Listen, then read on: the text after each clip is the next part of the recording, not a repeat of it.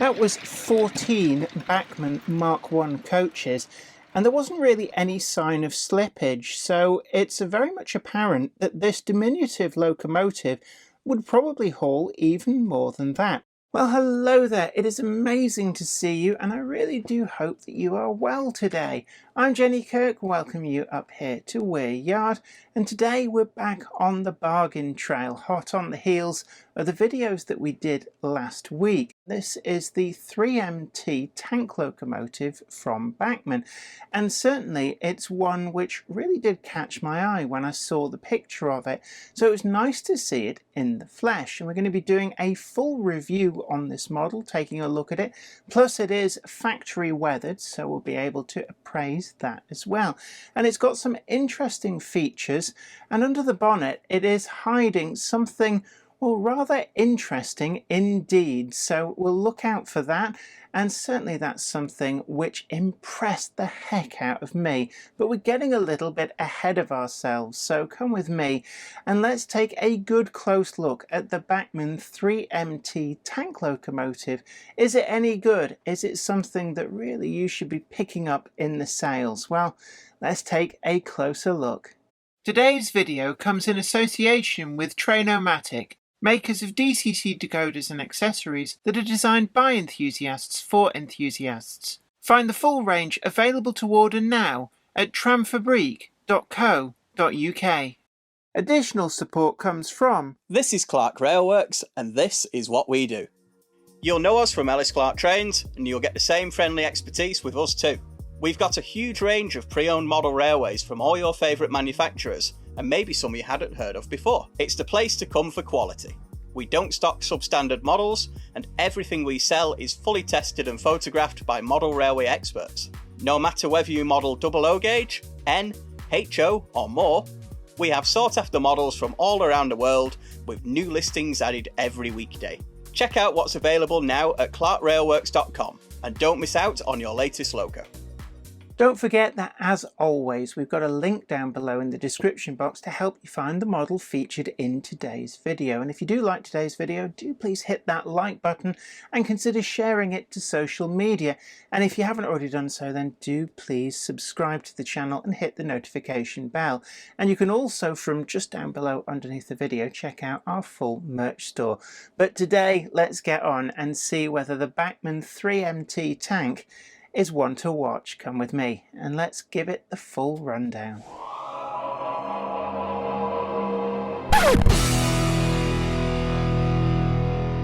I must admit that the BR Standard Class 3MT tank is one that I only actually recently got my first example of, and this is the class of locomotives that I believe at the Severn Valley Railway they're currently building a new build version which is really quite far advanced and certainly looked really interesting when we were at the Bridgnorth locomotive shed taking a look at progress on that locomotive amongst others.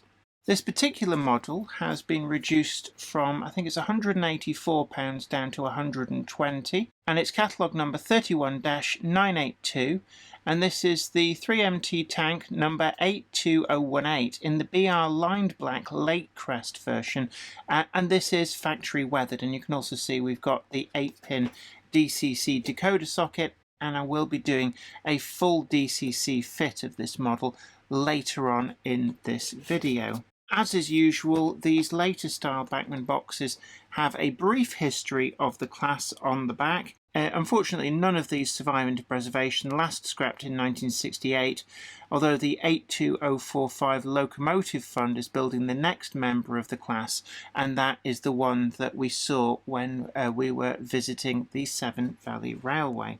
It's strange, really, in a way, that none of these did manage to reach preservation, because they'd probably be one of the most useful of locomotives on preserved lines, certainly being lighter than the standard class 4MT tank, and really quite durable, being a tank locomotive. It's a typical box from Bachmann, so I'm not going to dwell on that. But now we do have some instructions in here which do show how the model goes together. And we've got some information on some of the parts here as well. Not too many parts shown. I think if you need to get spare parts, then these come as pre-assembled units. We've got some information, always useful, on how the separate detail gets fitted to the front buffer beam, but do bear in mind that this is an either or with the front couplings. We've also got some information on how to get inside, and we will be delving into that later on when we do the DCC fit. There are some additional detail parts, in fact quite a lot of additional detail parts. I'm just going to open this up. So we've got some fire irons. We've also got some Southern style locomotive head code discs. We've got the front steps and couplings, vacuum pipes, and certainly there's quite an assortment in there. We've got some cab window glazing as well, and some of this we can fit whether or not we're going to use the front couplings. Other parts, as I said just before, are predicated on removing those tension lock couplings. Getting the locomotive out of the clamshell packaging, it is actually quite a heavy locomotive. Just looking at it, just weighing it up in my hand, not as heavy as some locomotives that we've had for review recently, but definitely one which has quite a lot of adhesive weight pressing down over those 6 driving wheels. The front and rear bogie are nicely sprung, so I think what that means is we're going to get a good following on the track without actually compromising the adhesive weight on these 6 driving wheels. Other first impressions, the livery application is really nice and crisp and sharp, and again the factory weathering is quite light, so what we get here is a well looked after locomotive that just has that usual dirt and grime that steam locomotives do seem to pick up quite quickly when in use. Ask me how I know. My father for a great many years ran steam traction engines, miniature ones, but yes, keeping those clean was a thankless task that never seemed to end.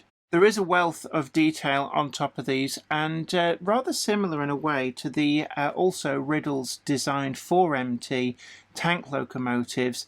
We've got a lot of external pipe work, some lovely turned metal safety valves just up there on top of the almost LMS inspired firebox, and a lot of pipe work surrounding the whistle, and really is nicely done. It's all factory fitted, so nothing there that the user has to worry about.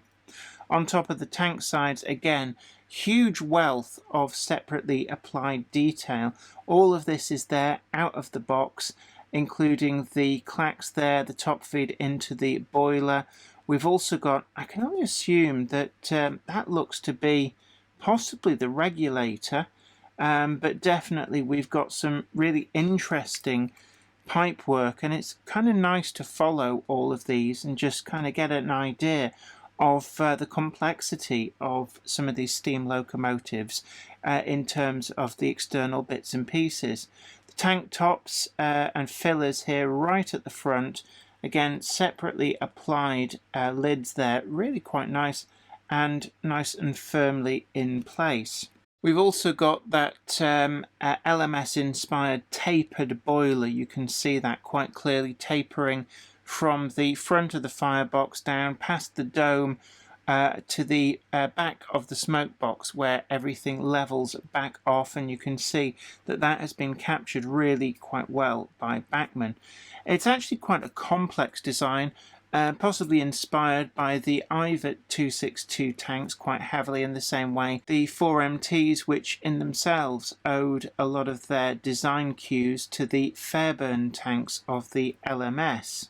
The actual lining on this is crisp and sharp. On the tanks and the bunker, we've got this red and the cream separated by a tiny little bit of the black, and that is straight, it's true. I do like the radius that we've got there in each of the corners, plus a slightly better defined radius there that follows in keeping with the kind of joggle that we've got there on the base of the tanks. We've got the lake crest, and again really crisp and sharp, looking at this up nice and close, all of the detail of the lion on there is really nice and sharp, with the wheel, the British Railways, and the crown underneath really, really crisp and sharp. I do like that. Even where the lining runs over some of the indentation on the tanks, that's taken in quite well. We've got no smudging and nothing that seems to be out of line from where it should be.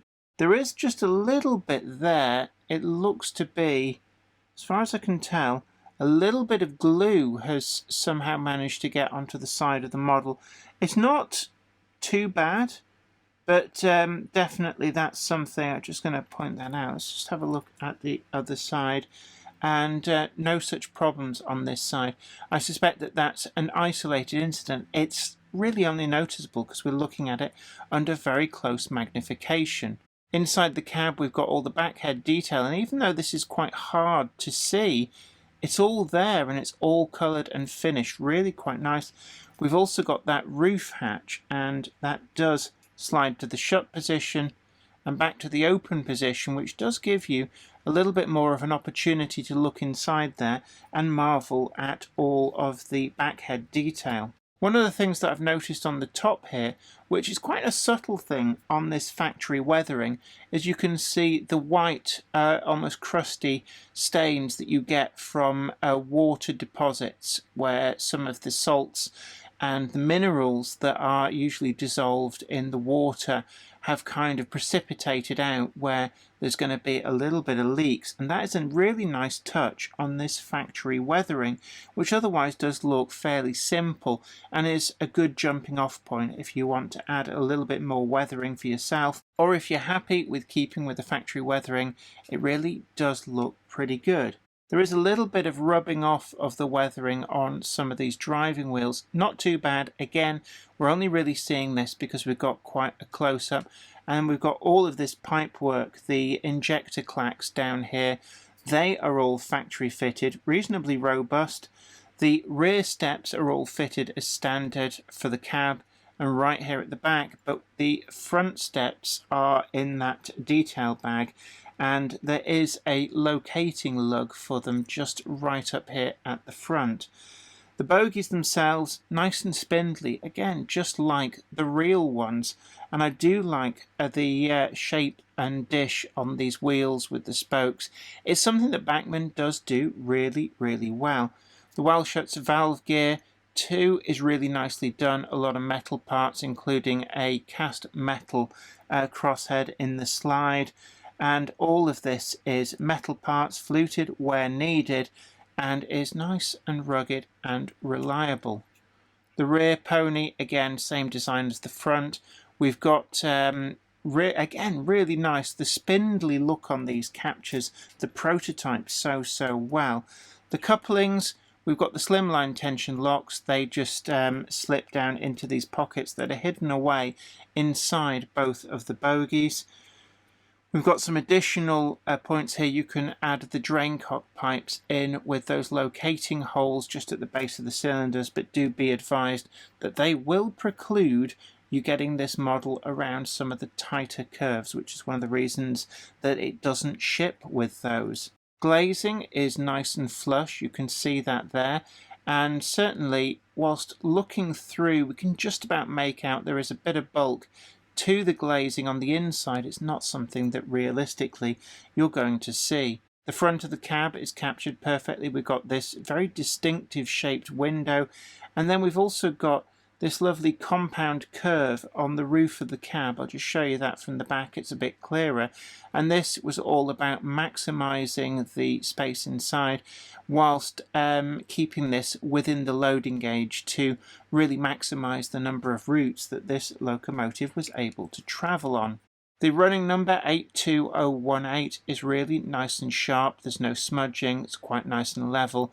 And the 3 above, I think that's the route availability. On the back, on the bunker, we've got the plate for the water capacity, 1,500 gallons. That is really crisp and sharp. It is printed on. It's not an etched plate, but certainly it's of a quality where there's just no thoughts of needing to replace that with an etched plate. The buffer beams contain all of the rivet detail exactly where they need to be. It is a shame that we do get these big holes where otherwise we're going to have to put some of those extra detailing parts, but they will interfere with this tension lock coupling, so be warned on that. It would be nice if Bachmann had fitted the coupling hook without the chain. I think that is something that does mar these models, when you can't fit that but you've still got this hole in the buffer beam. Buffers themselves are sprung. There's a reasonable spring to them, certainly really nicely well done.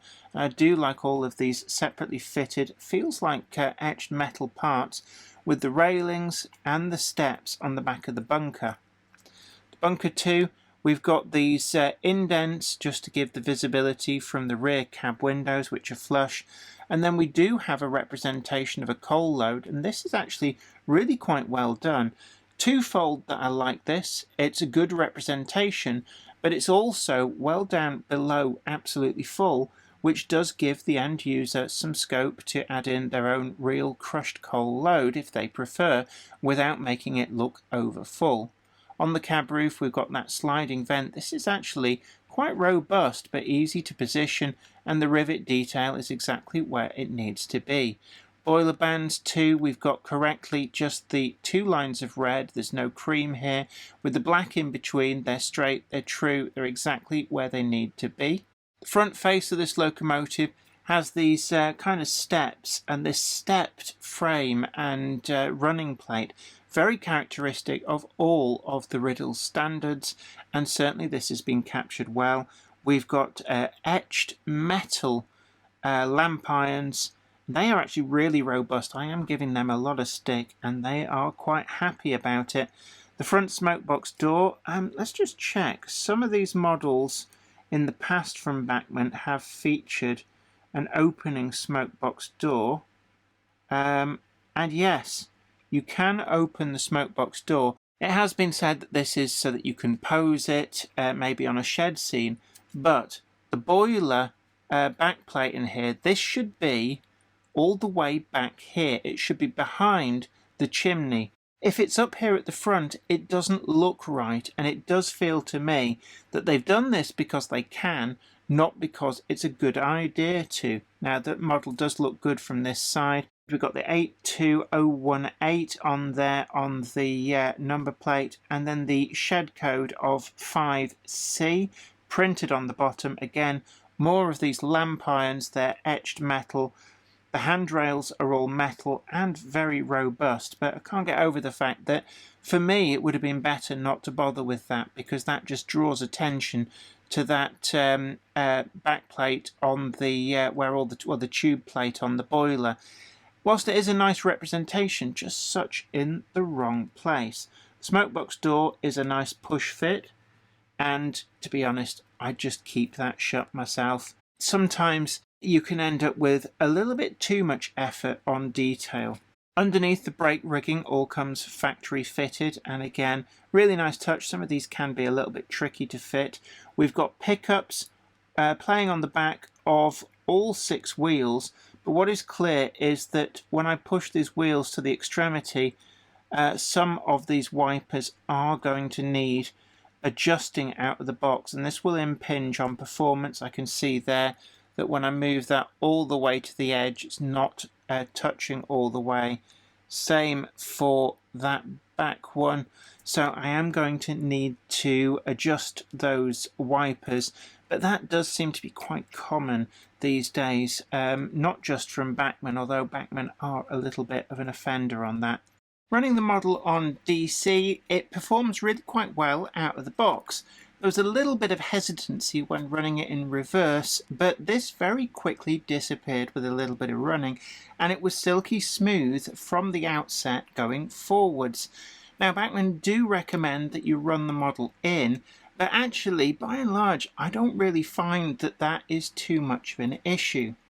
For DCC Fitting, I'm going to use an 8-pin decoder, and I'm going to show you exactly how to get this done. And we do have a link down below to the Trainomatic range of decoders, and these come via their UK stockists, Tramfabriek.co.uk. I'm going to need a jeweler's type screwdriver here with the Phillips head, and I'm actually, just to protect the locomotive from undue handling, I'm going to put it into one of these DCC Concepts servicing cradles, which can also be sourced from TMC, the model centre. We've got 4 screws, and there is some assistance from the paperwork in locating these. Just be a little bit careful, don't lose these. And just be gentle. Make sure you've got exactly the right screwdriver so that you don't end up rounding and destroying the heads. So we've got 2 at the back, and then we've got this one at the front. And then the whole chassis lifts free with just those 3 screws to take apart. Inside the body you can see that there is a lot of metal construction, and we do have right down here underneath the chimney a huge space which is going to be perfect for putting the DCC decoder. There's also enough space here if you want to put in a smart power pack or a stay alive or anything like that, and it should also be possible to fit this locomotive with a sound decoder if you want to go down that route. But do be aware that space might very quickly become just a little bit tight if you want to fit a bit of everything in place. And you can see here on the front we've got the 8-pin decoder. To remove the 8-pin blanking plug, just very gently start to lift it. I find a little bit at each corner, gently rocking it. Don't try and do too much too quickly because you will just bend all the pins. There we go. And then we're looking for pin 1. So pin 8 is marked there, which means pin 1 is over here. You can just make out the 1 underneath. And for that, just want to line up the orange wire is pin 1, and that needs to go in corresponding to where pin 1 is marked. And then I'm actually going to make use of that space up here inside the smoke box of the model. Just very carefully feed the decoder in, and then when putting the body back on, just make sure that none of this spare wire is going to get trapped. I'm going to bring that servicing cradle back, place that on there, and then all 3 of these screws, when looking at the screws, all 3 are identical, so you don't have to be too bothered about getting them back in exactly the same location that they came out from. It does help to have a screwdriver that's just ever so slightly magnetized just to help hold those screws. And then that DCC fit is completely done, and we're ready to take this off to the programming track. By default, brand new decoder out of the box, has a locomotive ID of number 3, and we can change this to whatever scheme that you use on your layout to give the model a unique identifier. When it came to running on Weir Yard, this model actually performed a heck of a lot better than I was anticipating. The first up was a test with the spring balance, which is something new that I'm trying to do with all the models that come in for review. And it actually got between 60 and 65 grams on the pull before it started to slip and stall, which so far, compared to the one other locomotive that I've tested, that is more than 3 times as much pull from arguably a much smaller locomotive, and it just shows how well distributed the weight is over those driving wheels. With the wipers having been adjusted, which was quite a simple task with a pair of tweezers, the locomotive showed no signs of needing any kind of stay alive and just barreled around all parts of Weir Yard. It didn't have any real issues with any of the point work, and on the main line it really did put in an absolutely stellar performance. Quite honestly, I wasn't expecting it to pull this many coaches, but it quite happily romped away with a full rake of Mark 1s. That was 14 Bachmann Mark 1 coaches, and there wasn't really any sign of slippage, so it's very much apparent that this diminutive locomotive would probably haul even more than that, and for most modelers 14 coaches is well in excess of what you would normally run, so that was an absolutely stellar performance. Over on the Torture test track, it too put in a really stellar performance, being able to shift loads that normally would only be able to be moved by some of the heavy die-cast chassied Bobo diesels.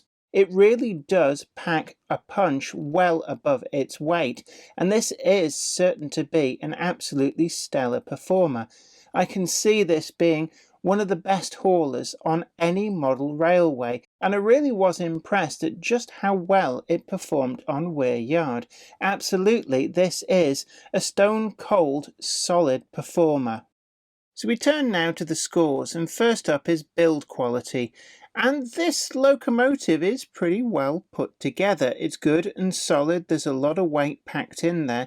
And even though there's a lot of fine detail, including pipework and such like on the outside of the boiler and the top of the tanks, it didn't have any issues whatsoever with the handling, and I was pretty pleased with what you got. One of the areas that was just a little bit disappointing is that the coupling hooks are not pre-fitted on the buffer beam. For me, this is something that really should be a must, and I would rather forego the chain links to actually just have the bare hook. I think it looks a lot better than having that little bit of a gaping hole in the buffer beam, but it isn't really all that noticeable. And other than that, there really isn't too much to point at and say there is a problem with it, and I'm going to give it a 9.8. Next up is DCC Fitting and Innovation. The DCC fit is fairly straightforward with just those 3 screws to remove, and there is plenty of space inside the smoke box for the decoder, and even enough room for you to fairly leisurely get a stay alive in if you really want to, although I didn't find any evidence that this model really does need that extra go. But that's about where the innovation seems to end. It does feel, on the electrical side of things, that this is a model more akin to what we would have had on the market 10 to 15 years ago, and it doesn't bring anything new to the party. But that said, it is a good solid performer, so I'm going to give this an 8.3. Next up is accuracy and quality of finish. I couldn't really find anything of note to detract in terms of the accuracy, and I really liked some of the subtle features. The amount of detail that Bachmann have packed in really is quite exquisite, and I do like the way that they've captured things like the very complex shape of the roof of the cab. We've got all that backhead detail, which is all coloured, separately applied and picked out, and that sliding roof hatch really does show that off well, especially if you want to add a crew in. I like the fact that they've got an opening spoke box door, but that boiler throat plate behind it is just in the wrong place, and it does grate a little bit to the point where I wonder why they bothered when they knew that it was going to look so wrong. But everything else about this is an exquisite model, and I particularly like the factory applied weathering. It's nice and subtle, it looks the part. This is a well cared for locomotive that has just got a light dusting of workaday grime, the same as any steam locomotive would quickly get. But there are some subtle additions which show that a lot of thought has gone into this, and I really do like those white watermarks on some of the clacks on the boiler. It's a really nice touch which makes you feel that this is something more special than perhaps first meets the eye. So I'm going to give this a 9.1. Our final area is value for money, and at £120 this is a fairly reasonable price for a 262 tank locomotive. In the sale, it really does represent a big saving from the £184 RRP, which in my opinion is just somewhat too high, but down at 120, this really is a bargain. As you saw in this video, the performance on this locomotive is second to none, and I would go as far as to rate it as being one of the best performing steam locomotives that I've ever had here on Weir Yard. It outperforms some of the much bigger tender locomotives, and I was actually quite astounded at just what it could pull. The factory weathering too really does give a feeling of a value for money, and this is quite an exquisite model. As I always say, get them whilst you can. £120 is pretty reasonable for what you get, and certainly a great cost saving from that £184 RRP. And as always, I don't think we'll see them again at this sort of price. When they come back out from Bachmann with another production run, they're going to be more expensive, and even if they do reach the sales, then they will be much more than they are here now. So if this is a must-have item, then we do have a link in the description box down below. All in all, I'm going to give this an 8.9. And that gives us a final score of 46.1, which is a great score for what is actually a great model, which has a lot of surprises hiding away, and certainly the performance on track is something that will not disappoint anybody. It's well worth getting if you're looking for a mid-sized steam locomotive that's perfect, from anything from shunting to branch line work to also hauling some really quite long trains on the main line. This really is the jack of all trades, the Swiss Army knife of steam locomotives. They certainly do represent something really worth looking at in these summer sales. Well, I hope you found today's video informative, and as always we've got that link down below that takes you to where you can find your own version of the model featured if you really like the look of it and want to add one to your collection. And do please leave a comment down below about what you thought about today's featured model. Maybe you've already got a 3MT. How has it been performing on your layout? It's a great opportunity to share your own experiences and help out your fellow modelers by sharing those experiences to help them make up their own mind on if this is the model for them. And certainly from my point of view, I actually quite like this model. It's a nice small model, but for me that performance on track really was incredible. I couldn't believe it when it romped away with those 14 coaches. I honestly was not expecting that. I don't know why I put it on the front of it and just expected it to try and pull them all. But pull them all it did, and it got all the way round Weir Yard without slipping even on the gradients, and that is an absolutely phenomenal performance. There's some of the diesel locomotives which normally are a much better performer actually struggle with a train that long, so that absolutely blew me away. So I know from the outset that this is likely to be a stellar performer on anybody's layout. But do leave your comments down below, and also please hit that like button, share the video, and also subscribe to the channel to be the first to know about new videos as and when they go up. We've also got that full merch store where you can pick out the t-shirts, hoodies, mugs and more. And just putting you on notice that we are working on the pin badges, and hopefully they will be available soon, so watch this space. Until next time, this is me, Jenny Kirk, saying you take great care of yourself. Happy modelling, bye for now. Today's video comes in association with Trainomatic, makers of DCC decoders and accessories that are designed by enthusiasts for enthusiasts. Find the full range available to order now at tramfabriek.co.uk. Additional support is provided by... This is Clark Railworks, and this is what we do. You'll know us from Ellis Clark Trains, and you'll get the same friendly expertise with us too. We've got a huge range of pre-owned model railways from all your favourite manufacturers, and maybe some you hadn't heard of before. It's the place to come for quality. We don't stock substandard models, and everything we sell is fully tested and photographed by model railway experts. No matter whether you model double O gauge, N, HO or more, we have sought after models from all around the world with new listings added every weekday. Check out what's available now at clarkrailworks.com, and don't miss out on your latest logo.